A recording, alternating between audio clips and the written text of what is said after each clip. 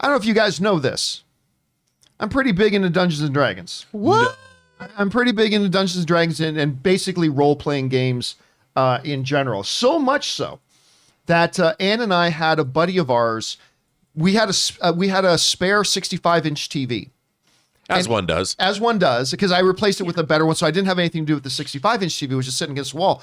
And my buddy, who is a Hollywood set designer and creator, he said, you know what we should do? We should build a table around that. I'm like, yes, let's do that. Now, some of you guys have seen this, but this is our gaming table that he built. That's a 65-inch TV inside of a table. And when we play Dungeons and Dragons, of course, Ann is our game master. What she does is she creates all the maps and worlds and stuff like that.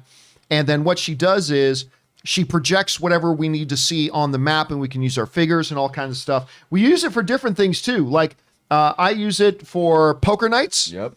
We use it to play poker. We got a poker timer up there and all that kind of stuff. And, you know, Chris knows this. She's participated. We even play a little Star Wars role-playing game, which we really do like doing. Love. So basically, I'm a big fan of tabletop, in-person, actual role-playing games. So you're not into Warhammer 40K? No, I've played some Warhammer 40K. I haven't played any of it since I moved out here to LA. But I used to play it back home with my buddy Rodney and some friends. But that's an expensive hobby, man. Dude. Almost as expensive as collecting hot toys. Even worse, I think. Because they get the figures, the models, the books, yeah, and then the they weekly have the new magazine come out, and then you got to paint everything. Bro. But anyway, what I am very, very big on is D&D and Dungeons & Dragons. Of course, we were talking about our friend Kyle Newman the other day, who plays in probably the hottest D&D game in the world. He plays at Joe Manganiello's D&D game and stuff like that. Anyway, I'm big on it. There's been talk about a movie coming, but now there's also a television series coming. It has been announced that Rawson Marshall Thurber, director of actually some of my favorite comedies, he is going to be spearheading and showrunning a Dungeons and Dragons series. Now, if I bring this up here, let me just bring up Rawson here. There we go. Okay, so when you go back and talk about a lot of the movies that he's done, like some of my favorite comedies, and now most recently he has unfortunately done Red Notice, which is not so good. Okay, yeah, that one's not so good. But he did, with Dwayne The Rock Johnson, he did Skyscraper. I didn't mind Skyscraper. He did Dodgeball. Yes. I love Dodgeball. He did We're the Millers. I really, really like We're the Millers. So he's done a number of things that I really quite like. But they're talking about he's going to be doing a Dungeons and Dragons live action TV series. Okay. In general, I love the idea of a live action D&D series. I really do. I do question about whether you can make it feel any good. Or is it going to feel like, no disrespect to Kevin Sorbo, is it going to feel like Hercules and the Great Adventures or whatever it's called, the Adventures of Hercules or whatever that was? Is it going to feel low budget, same hill in the background representing 18 different kingdoms and like some really bad puppets? Dude, I want Game of Thrones versus meets Breaking Bad. That's what I want. Yeah, I mean, so that's kind of what I want. So I worry about that a little bit, but still, I'm glad they're doing it. But the one thing that comes up in this article about them doing a live action D&D thing that makes me a little bit concerned is the guy from Hasbro. Because he said this, and this, I'll tell you why it concerns me a little bit. Adapting Dungeons and Dragons, this comes to us from the folks at Deadline. Adapting Dungeons and Dragons for television has been a big focus for E1, that's owned by Hasbro, by the way, for E1 following the company acquisition by Hasbro. E1's president of global television, Michael Lombardo, told Deadline in November, "We don't just want to be one show. We are building out, developing a multi-pronged approach for television, a number of scripted shows and unscripted, and we hope to be taking this out to the marketplace next year," he said back then. The flagship live-action series shepherded by Thurber is expected to serve as a cornerstone of the TV universe as it continues to expand.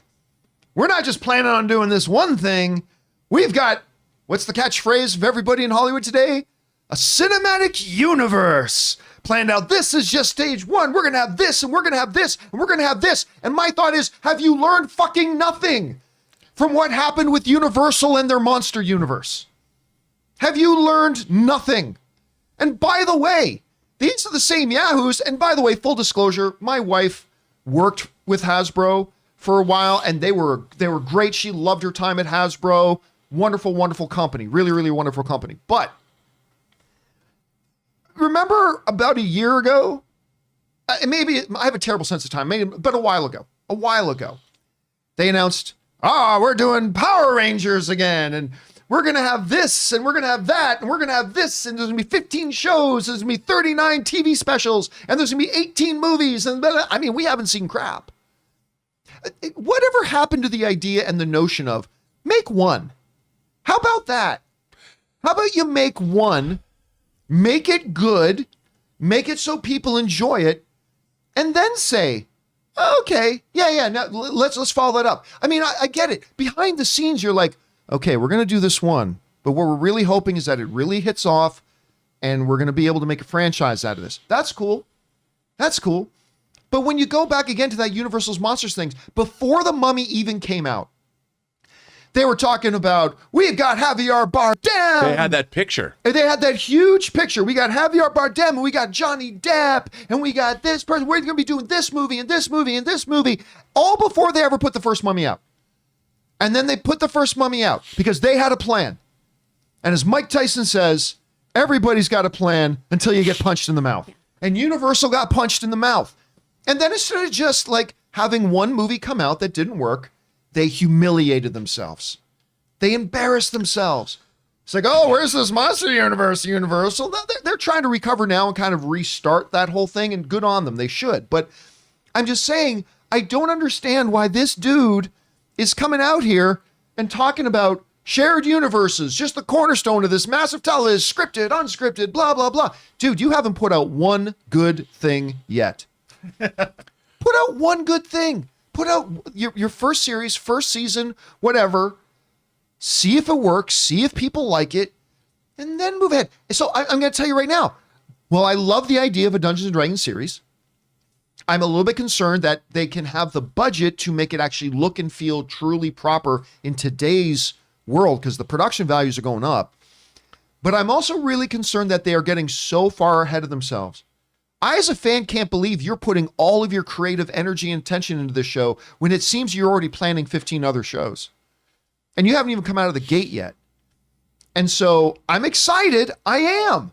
But I'm super pessimistic about the entire approach they seem to be taking with this. Anyway, Rob, you hear about this. What's your first reaction to the idea of a Dungeons & Dragons series? Well, it could be very cool. You know, I remember playing in television. I think it was in television. I loved the in television Dungeons & Dragons game. Loved it. I thought it was great. You know, I never owned an Atari 2600. I went directly to Intellivision, and I loved Intellivision. But here, John, one of my Burnett axioms is never put your universe before your characters and stories. And look, you know, the funny thing about everyone looks at Marvel, the most successful franchise in cinematic history, perhaps in the history of, well, history. And I think that everyone thinks that's easy to do. Like everyone looks at Marvel and goes, we're going to do it just like that. The problem is Marvel has one man at the top. You have Kevin Feige, and then you've got Louis Esposito, and you have Victoria Alonso. You have this troika of people that truly understand what they're doing. No other studio, no other corporation has anyone remotely similar to that. And Ronson Thurber is not, he's a talented guy, but it's not like, what's he going to be? The Favreau and Filoni of the Dungeons & Dragons universe? By the way, no. You can't see it right now, Rob, but I've got the Intellivision Dungeons & Dragons graphic well, up there right now. I love that it. game. It was so good. I played it. I can't tell you how much I played that game. But you can't just decide you're going to do a cinematic universe like you just said. I mean, you know, we watched it with the comic book industry in the mid-'90s when everyone looked at what Image did. Well, we're going to do that too. As if that was easy. They forgot that Image had some of the greatest comic creators of all time. And if you look at Image Comics, there's a lesson there. What did Todd McFarlane do? He put out Spawn on time every month. That was before he started his action figure company or anything else. Like you just said, John, he concentrated on one thing, his core brand. He built that core brand out, and then he spun it off, as opposed to, I love Rob Liefeld, but he did Youngblood, and then he was doing Supreme, and he was doing Brigade, and he was doing all these things all at once, and the core comics sort of fell by the wayside, and those comics didn't do so well. You've got to concentrate on your core brand. You can't just decide, I'm going to have a cinematic universe. You have to earn it. Yeah, and maybe they will, and I hope that they do. I do too. But it seems like they're dividing their attention when they haven't put out one thing yet. No, it's like, let's make one great show, and then we'll have all these other shows come out around it, hopefully. Yeah. Anyway, Chris, you hear about this. You played in some tabletop role-playing game goodness, so you know how big I am into this. What do you think about the sounds of this? I mean, is it going to be as good as the 2000 film? That's high bar. Not going to have Jeremy Irons. It's not going to have Jeremy Irons. Is it going to have that lovely tagline of "This is no game"? I just want to know, how is this going to be different than other fantasy properties right now too? Right? We've got Vox Machina, we have Witcher, we have Wheel of Time, we have so many other things going on. Just to say it's D&D, I'm going to need more from you. I'm going to need a little more to see what this is actually going to be, because the fun thing about Dungeons and Dragons is it can be whatever the fuck you want it to be. Yes, yeah. So what's your show? What's your universe? I don't know anything that you're doing. So why would I be excited about an expanded universe if I don't know the sandbox you're playing in right now anyway? Well, the funny thing about D&D, and I remember when D&D, when people first started playing it in like the late 70s, early 80s, it was this really miraculously cool thing. Like I remember getting the first edition of the Monster Manual. You know, it was awesome. But it was clearly a generic, like, okay, we can't do Lord of the Rings. So we're going to take these generic fantasy things, orcs, you know, or dwarves, or fighter, you know, thieves or whatever. And we're going to put all these generic, you know, we can't do the Sword of Shannara. We can't do Lord of the Rings. We can't do the Thomas Covenant, the Unbeliever. So we'll do this generic fantasy game, which was awesome. But now all these specific fantasy worlds, whether, like you just pointed out, Witcher, Lord of the Rings, Game of Thrones, have come out. And the specificity of those things is what makes them great.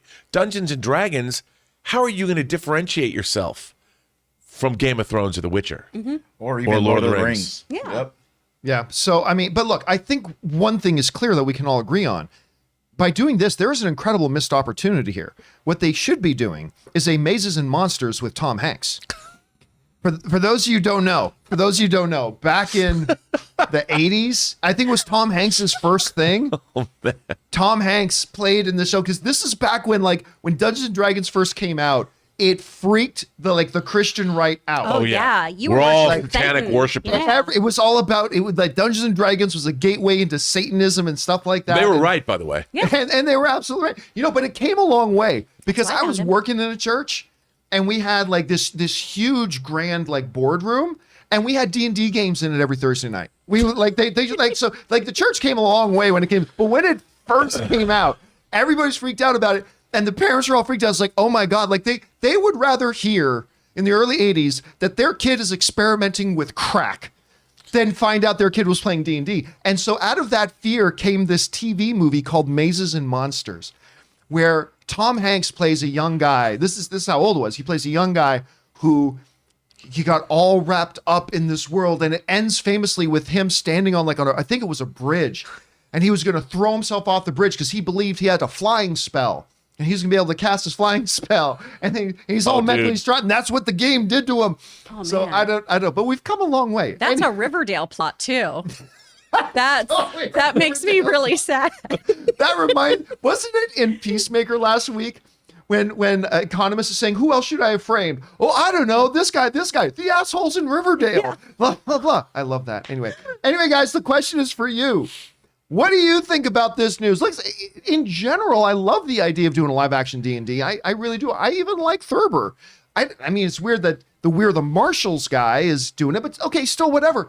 But this whole shared cinematic universe thing, getting ahead of themselves, can you really do it? Well, I mean, I don't know. I'm going to be a little bit apprehensive. How do you guys feel about it? Jump down in the comment section below and let us know your thoughts.